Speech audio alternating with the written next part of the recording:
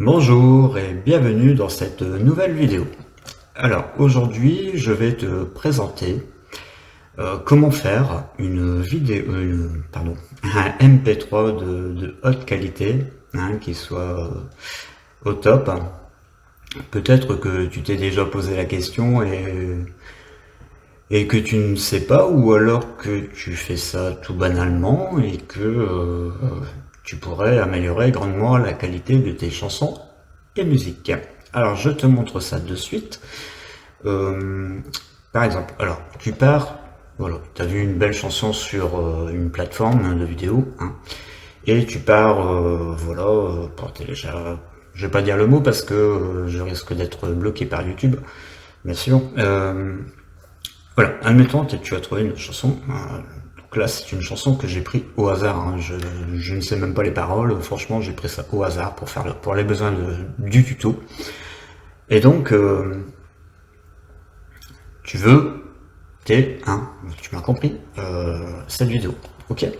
Alors pour cela, moi j'ai installé un petit module qui me permet de faire ça. Il est là, ici, dans mon navigateur internet. Voilà, c'est celui-ci, je ne dirai pas le nom parce que c'est pareil, je risque de me faire éjecter par YouTube. Voilà, et là, ici, tu prends la plus haute qualité. D'accord. Voilà, voilà, c'est ça. Et là, je démarre. Tac, voilà. Voilà, c'est fait.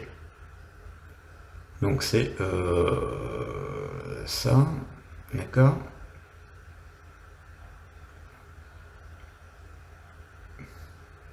Bon, le PC rame un peu, mais bon.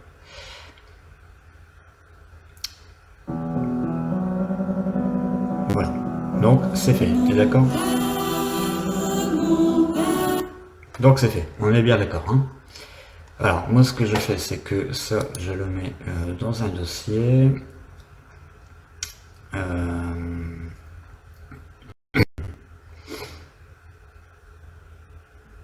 Et je vais le mettre. Ça c'est mon téléphone, donc je filme avec, pour info. Donc j'ai un dossier ici. Et je mets dans clip à convertir en MP3. Voilà. Hop. C'est fait. Donc ça, je peux le baisser. Ça, maintenant, je n'en ai plus besoin. Voilà, je peux fermer. Et maintenant, j'ouvre Audacity. Alors, je ne sais pas si tu connais Audacity. C'est un logiciel audio très puissant et gratuit en plus. Donc, on l'ouvre. À partir de là, ce que je vais faire, c'est que je vais importer l'audio en fait. D'accord? Alors pourquoi? Parce qu'en fait, on a dit dès le début de la vidéo que c'est pour faire un MP3. On est bien d'accord. Donc, j'importe l'audio, c'est-à-dire que je vais séparer la piste vidéo et la piste audio. D'accord? Jusque-là, tu me suis. De toute façon, si jamais tu as des questions, n'hésite pas à me poser des questions dans les commentaires. Je suis là pour te répondre. D'accord? Et dans le même temps, j'en profite pour te dire, n'hésite pas à t'abonner à la chaîne, ce qui va me motiver à faire des vidéos. Et n'oublie pas aussi de lâcher un petit pouce bleu vers le haut, s'il te plaît. Je te remercie beaucoup, ça me fera plaisir. Alors on y va, c'est reparti, c'était la petite parenthèse. Donc on va sur importer audio du fichier, du menu fichier, d'accord. Donc j'ai ma vidéo qui est là. Et on fait ouvrir, d'accord. Donc là on se retrouve avec un spectre. Voilà. Alors tu vas me dire, c'est quoi cette bébête? Alors cette bébête, en fait, c'est que ici, là, dans la partie haute, qui est là, ça correspond à ton oreille gauche. D'accord? La partie en bas, le spectre en bas, en bas, ça correspond à ton oreille droite. Donc tu as la stéréo, en fait. Ce qui est en rouge, c'est ce qu'on appelle la saturation. Ça veut dire qu'en fait, tu peux remarquer que là, la largeur du spectre en bleu, ça correspond au volume sonore. Et donc, ce qui est en rouge saturé, c'est en fait des sons qui sont écrasés. Et ça va faire hyper... bon là, vu le temps que ça dure, tu vas pas l'entendre à l'oreille. Mais si tu as, admettons, toute ta piste qui est comme ça en rouge, ça va faire hyper sale à l'oreille. Tu risques même d'entendre des brrr, tu vois, du brouillage, si je peux dire ainsi. Donc ce qu'on va faire, donc ça c'est donc la saturation, c'est à paramétrer dans Audacity, je crois, si mes souvenirs sont bons. Voilà, tu vois, regarde, tu vas dans affichage, et là tu coches montrer la saturation de la forme d'onde. Voilà, regarde, si je l'enlève, il n'y a plus de rouge, tu vois. Par contre là, si je remets, afficher la saturation, tac, ça réapparaît, d'accord. Bon, donc ça c'est pour la saturation, c'est vachement important de voir si tu as de la saturation ou pas. Ici, ce que j'aime bien faire en fait, c'est couper par exemple les silences qui sont au début et à la fin des chansons. Comme ça, en fait, je n'ai pas besoin de paramétrer chacun de mes lecteurs, que ce soit dans la voiture, que ce soit dans mon téléphone, que ce soit sur l'ordinateur. Je n'ai pas besoin de paramétrer pour couper les blancs, tu vois. C'est déjà fait automatiquement, et après tu n'as plus qu'à, à force que tu vas faire la manipulation que je décris là, tu vas accumuler une liste de musique et de chansons bien sûr, et tu n'auras pas à paramétrer chaque lecteur pour supprimer les blancs. Ce sera fait automatiquement. Donc ce qu'on fait pour cela, c'est qu'on zoome par exemple ici.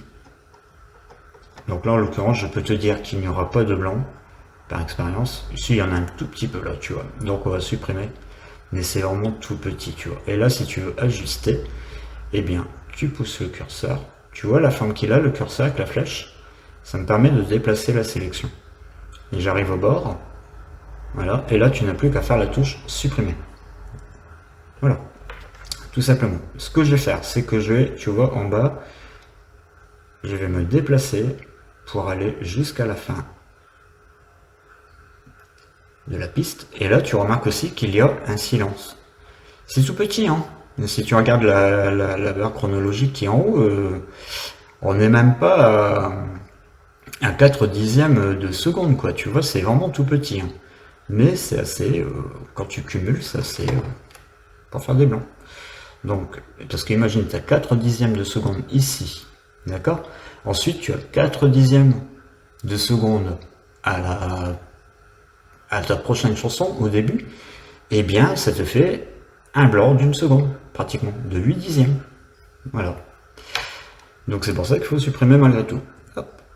Ici, je reviens là, au tout début, et tu maintiens la touche CTRL.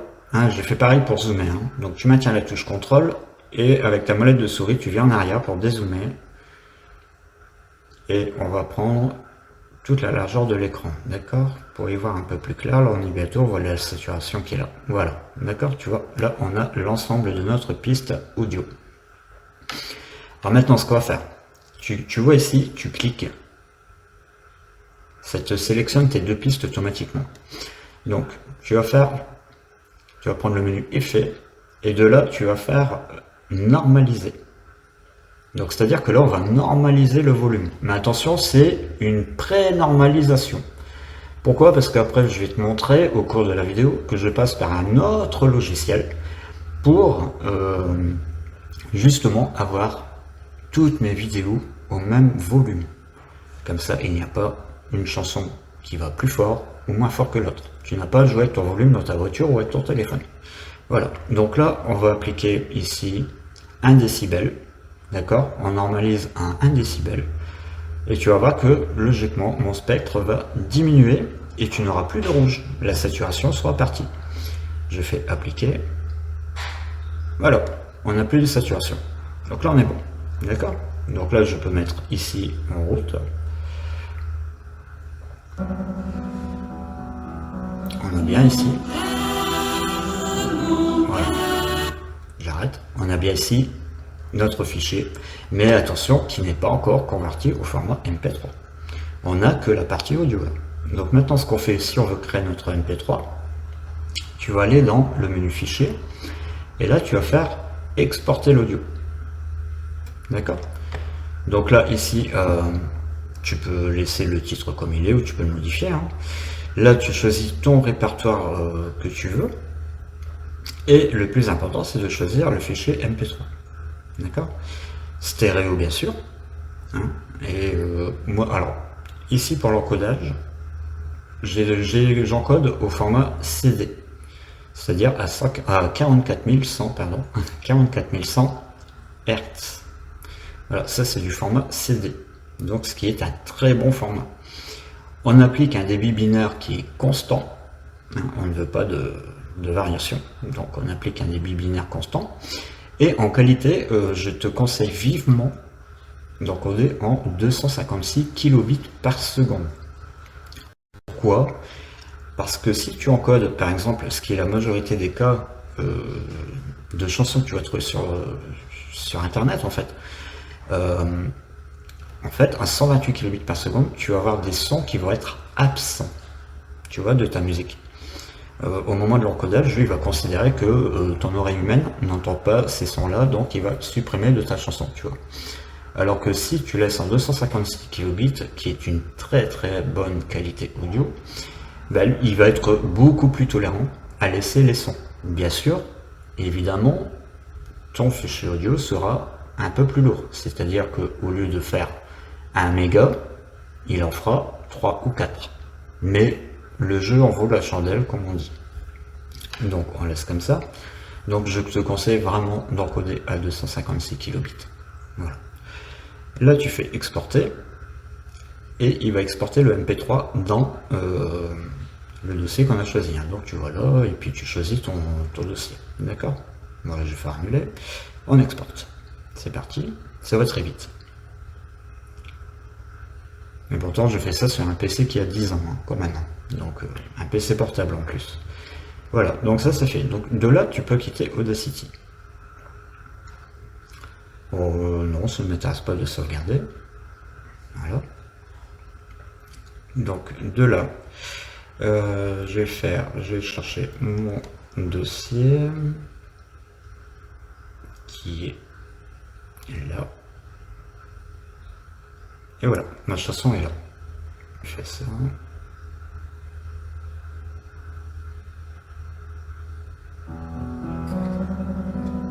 Voilà.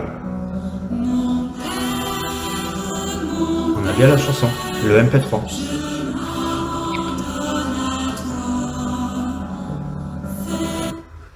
Donc là, on a bien la chanson, d'accord. Maintenant, ce que je t'encourage aussi vivement à faire, c'est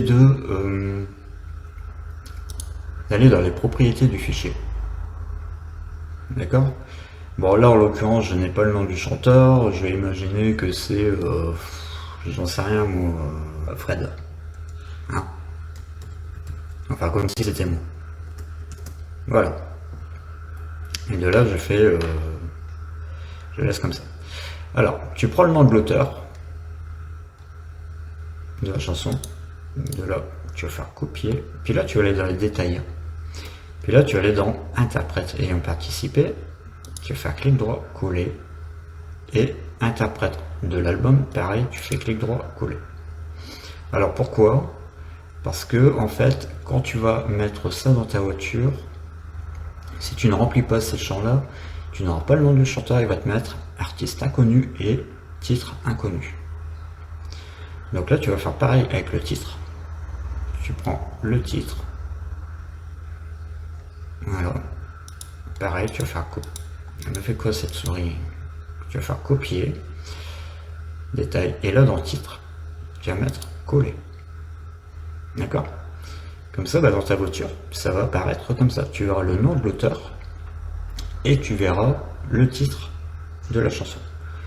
Donc là, tu t'aperçois qu'on est bien au format binaire 256 kilobits par seconde, d'accord.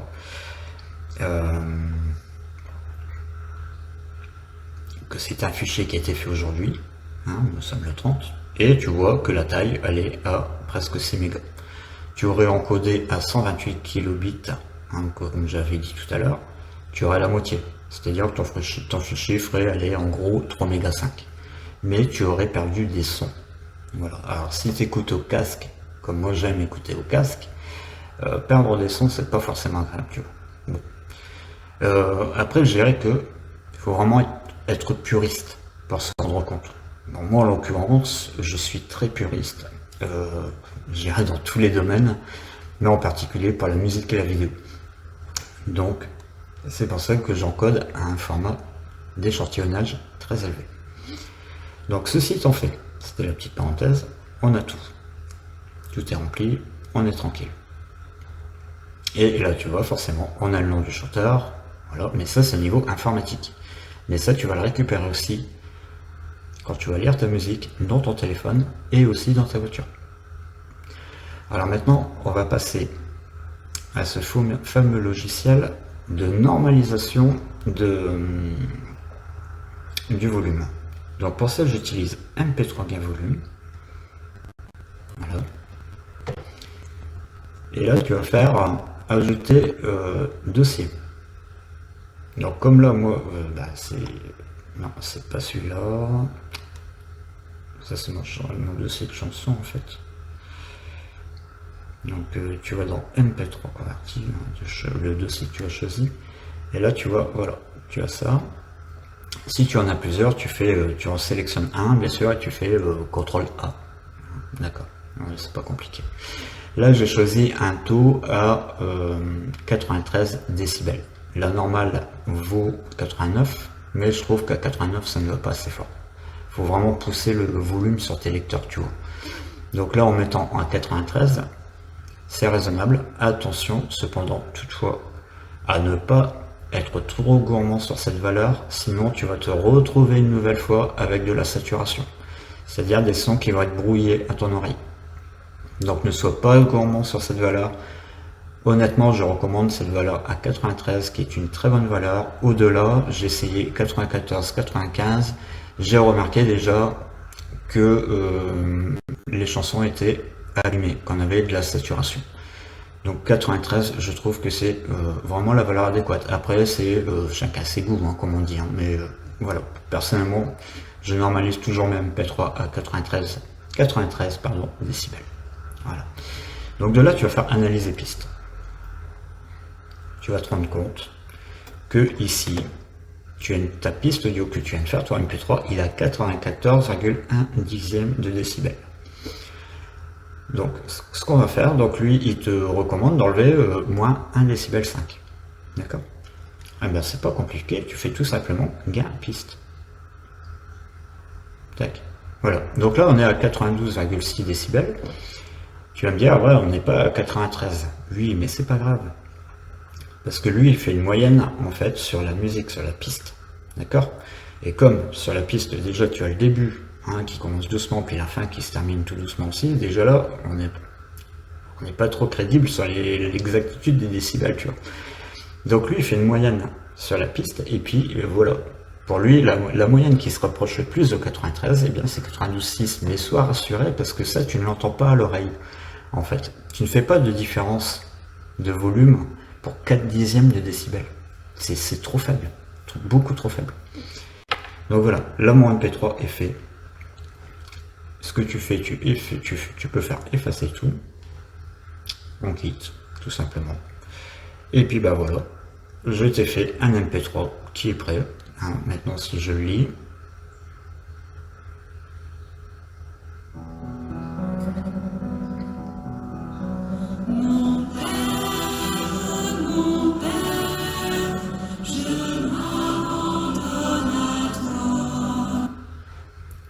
voilà, c'est fait.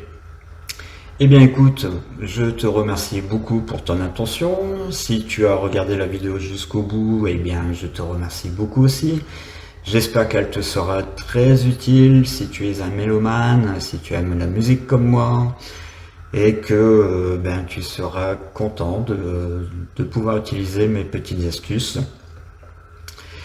Et maintenant, il me reste, pardon pour la vibration, maintenant il ne me reste plus qu'à te dire au plaisir.